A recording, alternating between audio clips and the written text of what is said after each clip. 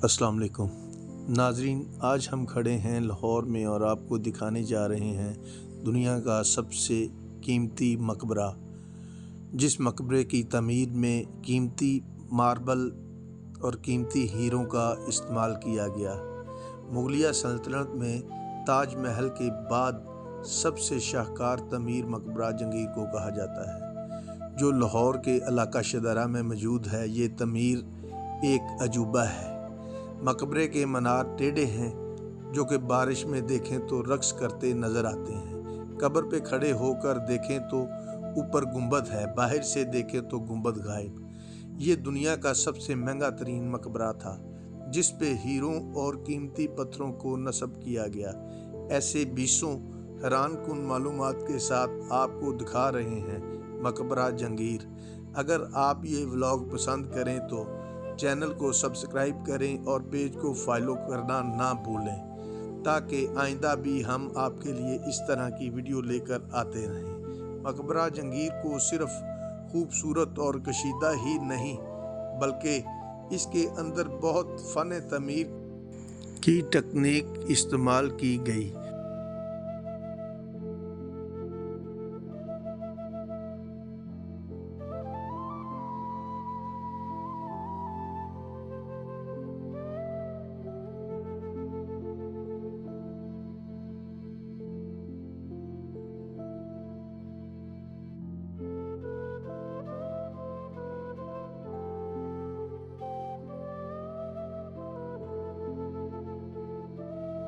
नाजरीन, अंदर जाने से पहले इस मनारों के मुतल्लक आपको बतला दूँ, मैं जब लाहौर रिंग रोड पे आ रहा था तो मुझे यूं लगा कि जैसे एक ही दीवार पर 4 मीनार फासले से लगे हुए हैं। लेकिन जब यहाँ पहुँचा तो पता चला कि ये जनाब 4 कोनों पर 1 2 3 4 चारों कोनों पर 4 मीनार हैं।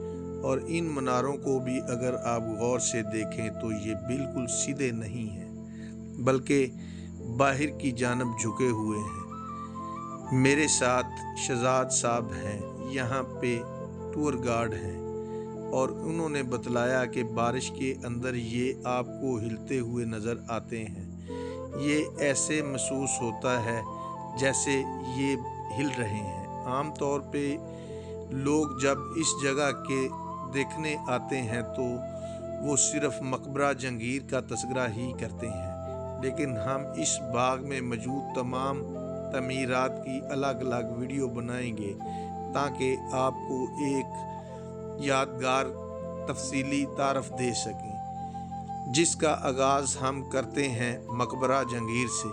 ये जलाल अलाउद्दीन अकबर के बेटे सलीम हैं, जिनका जिक्र आपने अनारकली के किस्से में सुन रखा होगा। वही जो एक कनीज़ थी जिससे शहजादा सलीम को मोहब्बत हुई, फिर अकबर ने उसको दीवार में चुनवा दिया। ये रवायत कितनी हकीकत है और कितना अफसाना, इस पर बात फिर कभी करेंगे। क्यों ना कि आज की वीडियो जंगीर के मकबरे पर है। शहजादा सलीम जब अकबर के गुजर जाने के बाद बादशाह बने तो नूरुद्दीन जंगीर के नाम से पहचान मिली, और आज लोग उसे बादशाह जंगीर कहते हैं।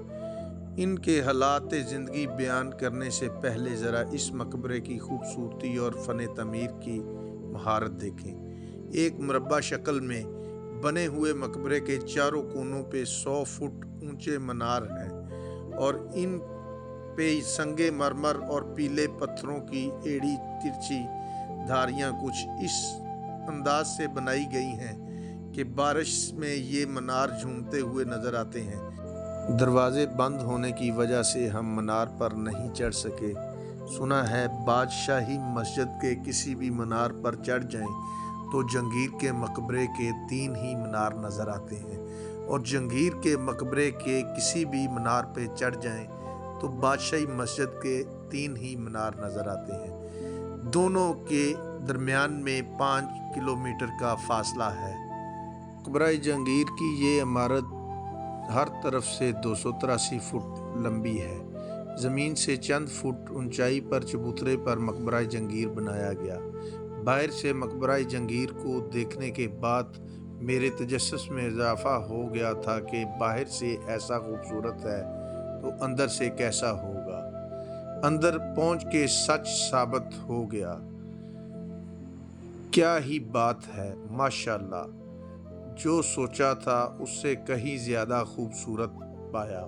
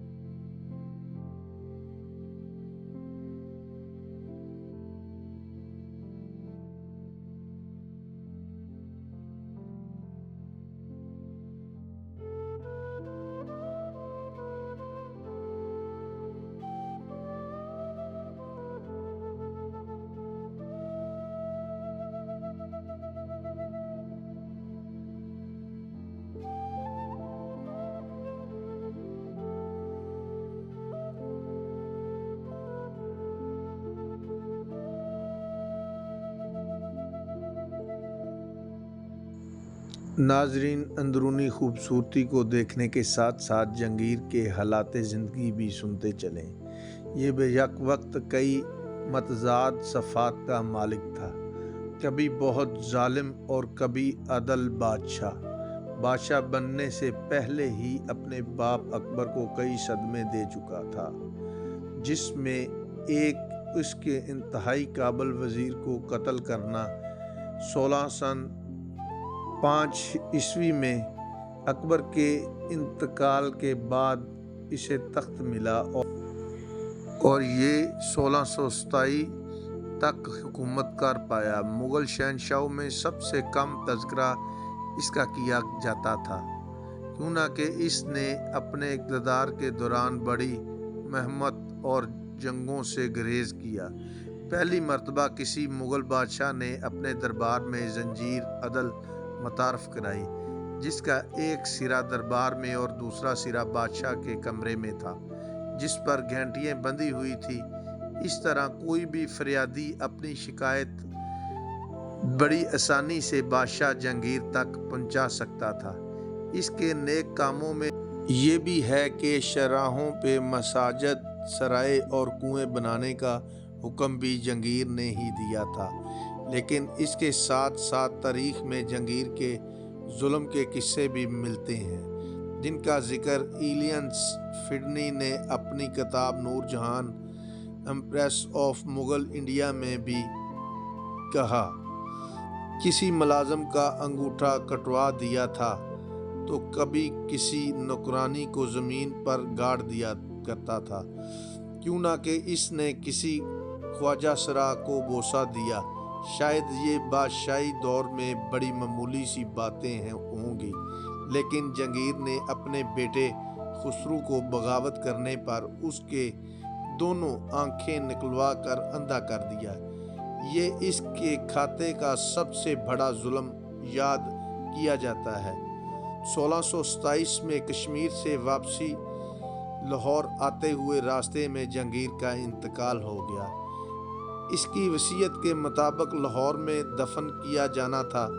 راستہ دور تھا، اتنی دیر میں شاید لاش محفوظ نہیں رہ سکتی تھی، اس لیے فیصلہ یہ ہوا کہ جہانگیر کے پیٹ سے آنتڑیاں وغیرہ نکال دی گئیں اور اس کی لاش کو جتنا محفوظ کیا جا سکتا تھا وہ کر کے آخرکار کچھ دنوں میں اس کی لاش لاہور پہنچائی گئی اور پھر یہاں اس کو دفن کیا گیا۔ بادشاہ جہانگیر کے بارے میں مختلف طرح کی باتیں سننے کو ملتی ہیں، لیکن ایک چیز جس پہ سب کا اتفاق ہے وہ یہ ہے کہ لاہور سے بڑی محبت تھی۔ اس شہر کو اس نے اپنا دارالحکومت بنایا اور پھر یہیں دفن ہونا بھی پسند کیا۔ جہانگیر کے مقبرے کی تعمیر اس کی محبوب بیوی نور جہان نے شروع کی اور اس کے بیٹے شاہ جہان نے 1637 میں اسے مکمل کیا۔ 10 سال کے عرصے میں اس مقبرے پر 10 لاکھ روپے لاگت آئی اور وہ بھی اس وقت کے 10 لاکھ روپے خرچ ہوئے جس وقت سے یہ دنیا کا سب سے مہنگا ترین مقبرہ بن گیا، اور کئی 100 سال تک یہ اعزاز اسی کے پاس رہا۔ شاہ جہان نے اپنے والد کی قبر پر روزانہ قرآن کریم کی تلاوت کا اہتمام کر رکھا تھا، جو سکھ دور حکومت تک جاری رہا۔ ناظرین، ہم اس طرح کی بہت سی ویڈیو آپ کے لیے لے کر حاضر ہوتے رہیں گے۔ اگر آپ کو ہماری یہ ویڈیو پسند آئے، ویڈیو کو لائک کریں، چینل کو سبسکرائب کریں، بیل آئیکن کے بٹن کو کلک کریں۔ اللہ پاک آپ کا اور میرا حامی و ناصر ہو۔ اللہ حافظ۔